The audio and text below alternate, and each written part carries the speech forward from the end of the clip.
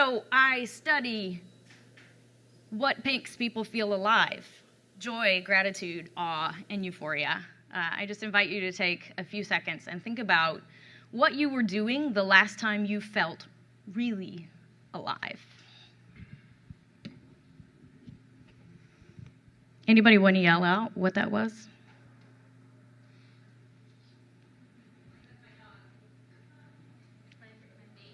Playing with your dog, playing with your baby. There were two at a time. One was sex. What was the other one? All of those things you were very deeply in your body, I'm guessing. Anybody come up with an example that involved technology? Don't say sex. Or say sex. Hacking. Cool. No judgment. Just was curious. Just like I thought I'd make a poll. So as they mentioned, I'm going to be talking about technology and humanity. I also study practical things like how to run companies. I mentioned I was CEO, worked at Mozillian and Sequoia. So I take a very broad view. Today we're going to talk about how technology makes us and how we make it. A little bit about the biochemistry of both addiction and happiness, and how to tell if the technology that you're making is one or the other. So when I say a broad view, I mean a real broad view. Okay, so here's the deal. Humans didn't discover fire. Homo erectus discovered fire. Fire made us Homo sapiens. Because we were able to cook food, we got a bigger brain. We are at our very core a technological species. We would not be literally what we are without technology. So I'm very optimistic about technology. And I also feel a really big responsibility as creators and builders of that technology to think about the way that we're moving beyond the shiny rectangular screen. We're moving into AR and VR and biosensors. And this thing on my wrist, like technology is getting really close to the skin. I take that responsibility very seriously because it means that we're going to be able to make technology that's way more addictive. Now we're only 250 years ago with Descartes. This is the dude that said, "I think, therefore I am." I would add to that, "I feel, therefore I am." That's what I'm here to really talk about, is the division between body and mind. Our bodies are not just this inconvenient container to carry our brains around in. It's, we have to feed it, and we have to sleep, and it's super annoying. By the way, I love Teenage Mutant Ninja Turtles. Our heart has 40,000 neurons in it. Our enteric brain, your gut feeling is 100 million neurons. And more of the information is going from your gut brain to your brain than the other way around. It's roughly 9 times more information goes to this brain than goes down. So it's got a lot more to say than we think. And the duality between mind and body is really false. And I would even say all dualities are false, but this is only a 5-minute talk, so we really don't have time to get into that. And if you seriously aren't of the persuasion that mind and body are, let's just take a poll, because I don't have a lot of time. But if you, here's the deal. Your body knows how to do stuff that your brain does not know how to do. Let's just take a second, and I'll give you a non-conceptual understanding of this fact. So really quick, put your hands out like you're driving your car. You're going to steer. And I want you to just change lanes on 3. 3, 2, 1, change lanes. Okay, everybody drove off the road because your mind doesn't know how to drive. Your body knows how to drive. Here's what you actually do when you're in a car. I watched the Lyft driver on my way here just to check. You go this, and then you bring it to center, and then you go.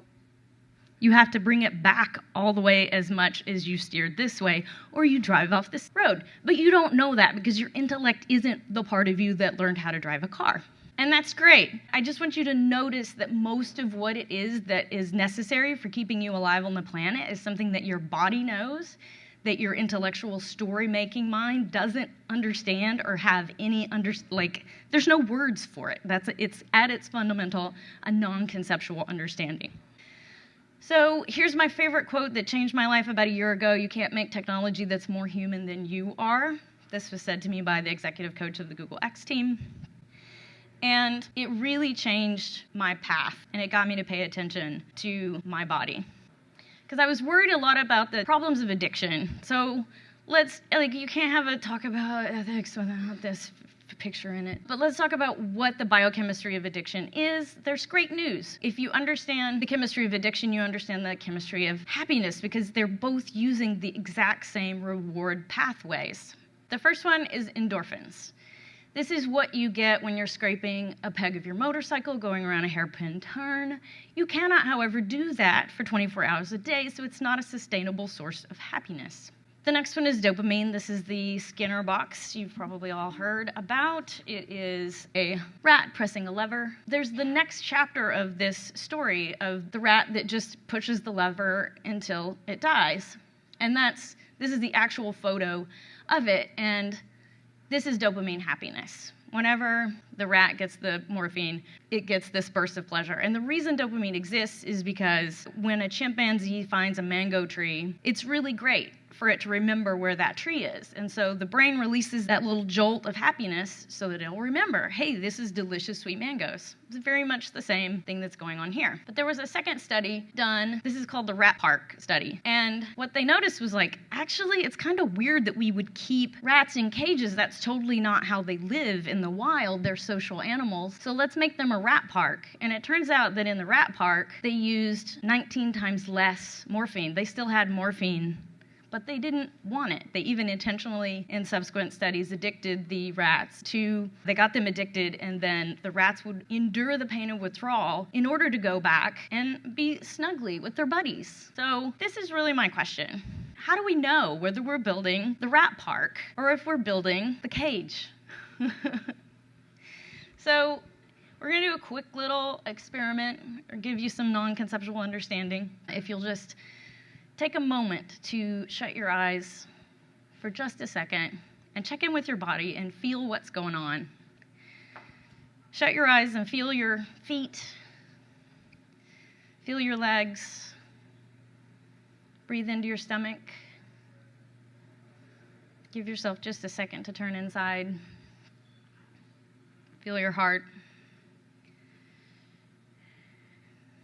Breathe. And then see what happens.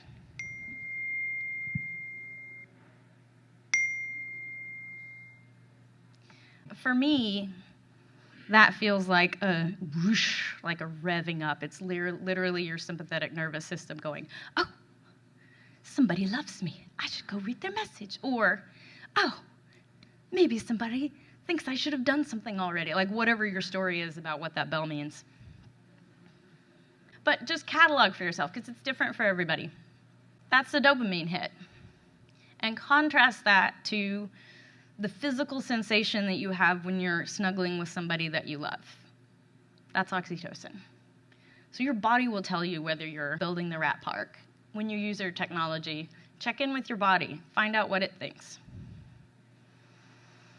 I'll leave you with a quote from Tom Furness, one of the fathers of VR. We must be good stewards of people's brains, and I would add to that, and bodies.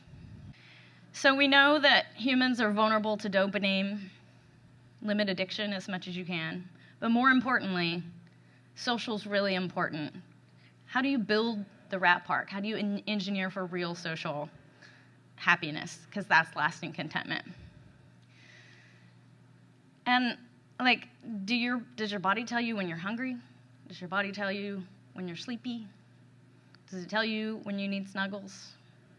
Are you listening? Can you get still enough to hear the difference?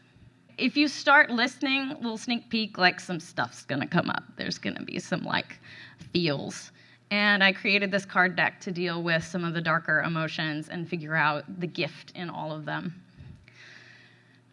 And lastly, I am creating a transcendent technology lab to bring artists and technologists together. If that's a thing you are interested in, come see me after. Thanks so much. That was my time.